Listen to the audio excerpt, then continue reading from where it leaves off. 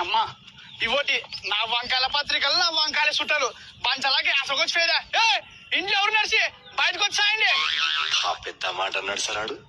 ఎవరు ఎవడో కదా నా బీరకాయ సుతంగాడు. రేపు వచ్చే నెల 2-3 నా పెళ్ళదా వచ్చారా లేదంటే ఇదే సాయి పట్టు.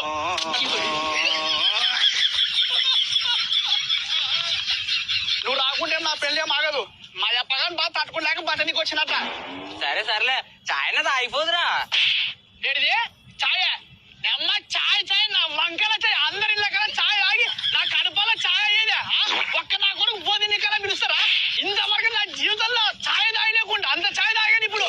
సరే సర్లే ఎందుకంత కోపం అయితే చాయ్ తాగుంటే ఏమి తీయన్న తాగుదురాప్పా.